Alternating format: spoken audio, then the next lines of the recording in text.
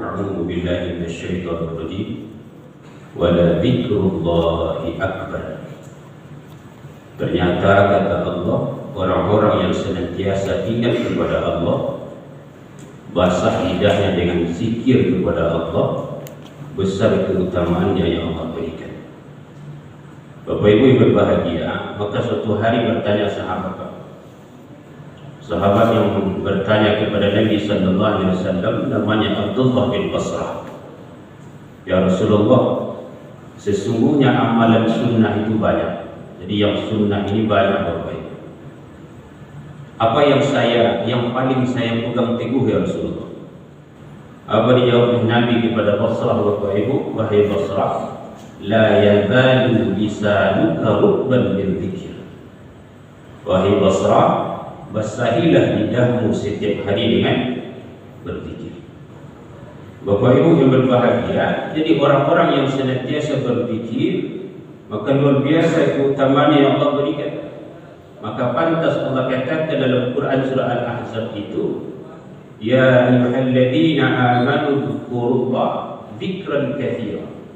Wahai orang yang beriman, banyak-banyaklah berzikir kepada Allah Subhanahu wa taala. Wasabbihuhu bukratan wa asila. Bertasbihlah kata Allah setiap pagi dan petang. Ya Bapak Ibu yang sudah mengamalkan zikir, lanjutkan terus Bapak Ibu. Kenapa demikian? Kalau ada yang bertanya hari ini, solat kan merupakan zikir, betul Pak? Solat merupakan seorang hamba ingat kepada Allah, berkomunikasi dengan Allah. Tapi pertanyaannya Bapak Ibu, apakah cukup dengan solat kita ingat kepada Allah? Tidak Bapak Ibu. Waktu solat dia ingat Allah, tapi di luar solat, pertanyaannya bagaimana? Maka ini yang disebut oleh Allah dalam Quran surah Ali Imran. Alladzina yadhkuruna Allah qiyaman wa qu'udan wa 'ala junubihim. Orang-orang yang mengaku takut kepada Allah Bapak Ibu, dia senantiasa berzikir ingat Allah itu dalam keadaan berdiri mereka ingat Allah, dalam keadaan duduk mereka ingat Allah, dalam keadaan berbaring pun sekalipun mereka ingat kepada Allah. Jadi hati kita ini Bapak Ibu tidak lepas untuk senantiasa ingat kepada Allah. Jadi itu saja Bapak Ibu. Kalau tidak tagak awak pasti duduk, kalau tidak duduk pasti berbaring. Maka orang yang mengatakan takut dengan Allah, maka mereka basah lidahnya dengan berzikir. Bapak Ibu yang berbahagia, apa kurangnya Nabi Bapak Ibu? Nabi dibimbing oleh Allah, wa qawli wa fi'li wa takriri, semuanya dibimbing Allah. Kan ini yang kita baca dalam Quran surah An-Najm. Wa ma yuntiqu 'anil hawa in huwa illa wahyu yuha. Tapi hebatnya Rasul sallallahu alaihi wasallam Bapak Ibu yang berbahagia, Nabi tidak saja mencontohkan, Nabi tidak saja menyuruh, tapi mencontohkan langsung. Nabi sebut tadi kepada Basrah amalan yang terbaik berzikir. Ternyata Nabi di kesehariannya Bapak Ibu duduk-duduk bersama Ibnu Umar. Jadi Ibnu Umar ini banyak meriwayatkan hadis. Kenapa banyak Ibnu Umar meriwayatkan hadis? Karena beliau senantiasa masuk keluar masuk di rumah Nabi. Kakak beliau langsung menikah dengan Nabi, Habsyah, anaknya Umar bin Khattab radhiyallahu anhu. Maka suatu hari Pak duduk bersama Ibnu Umar Nabi. Apa kata Ibnu Umar? Saya hitung Nabi mengucapkan Rabbi ufirli wa atubu ilayya innaka antat tawwabur rahim di akamarat. Dikata Ibnu Umar, Pak Nabi mengucapkan Rabbi ufirli wa atubu ilayya innaka antat tawwabur rahim 100 kali Pak, sambil duduk bersama Ibnu Umar. Dalam hadis yang lain, dalam riwayat yang lain Bapak Ibu 70 kali Nabi ucapkan itu Pak sehari semalam. Bapak Ibu yang berbahagia, maka orang yang menyatakan cinta kepada Allah, cinta kepada Rasulullah, tapi lidahnya tidak basah dengan zikir, ini pertanyaan Pak. Kenapa demikian Pak? Begitu hebatnya Islam ini, maka Allah tahu betul Pak. Kita ini orang kadang-kadang Bapak Ibu yang berbahagia, suka dengan amalan yang ringan tapi balasannya berat. Suku kerana ringan tapi imbalan kadang. Maka seperti itu pula lah Allah Bapak Ibu, diberikan sesuatu yang ringan tapi balasannya berat. Jika ringan, tidak perlu dikerjakan Bapak Ibu. Ini pertanyaan.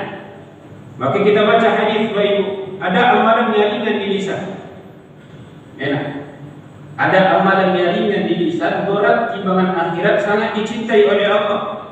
Kalimatani wa habibatani ila rahman wa thaqilatani fil mizan. Berat di timbangan akhirat. Apa itu Bapak Ibu? Subhanallah wa bihamdi, subhanallahil azim.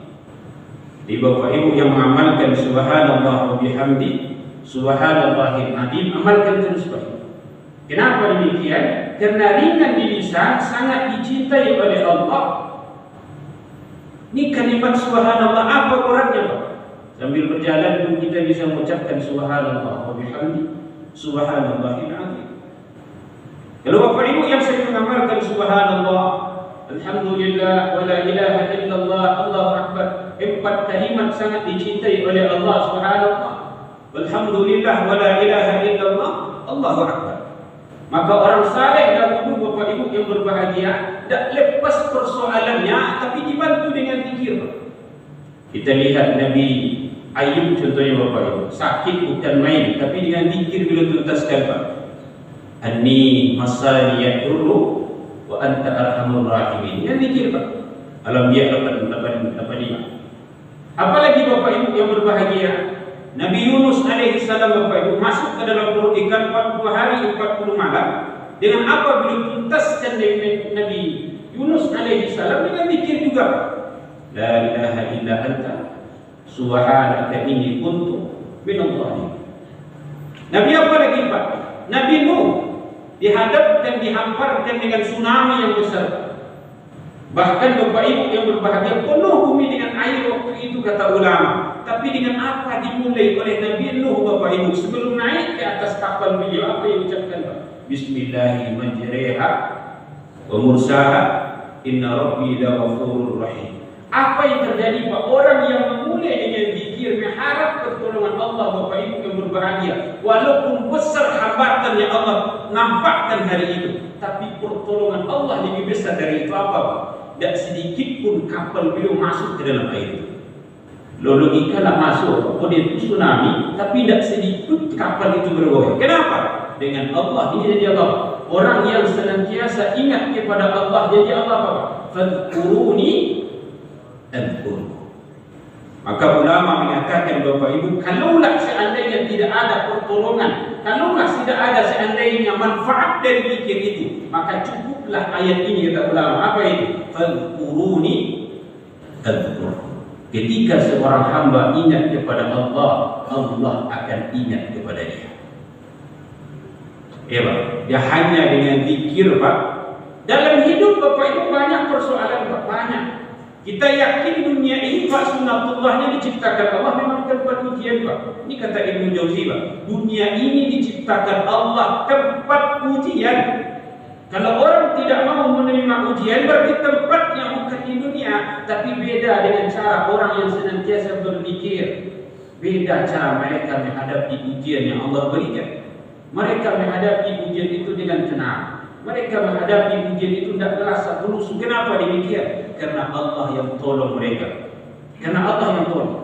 Bapak Ibu yang berbahagia, banyak sejarah Bapak Ibu yang menggambarkan bagaimana orang-orang yang senantiasa basah lidahnya dengan zikir, apapun hambatan yang Allah berikan, apapun ujian yang Allah berikan, solusinya diberikan selalu oleh Allah Subhanahu wa ta'ala. Ini Pak janji Allah. Dalam hadis Nabi, man aktsara min istighfar ja'alallahu lahu min kulli hammin faraja wa min kulli dhiqin makhraja wa radaqahu haitsu la yahtasib. Orang yang banyak berzikir, tidak ada yang sulit bagi mereka kecuali dibantu oleh Allah Subhanahu wa ta'ala. Terima kasih atas perhatian faktor yang besar. La'allakum tuflihun. Assalamualaikum warahmatullahi wabarakatuh.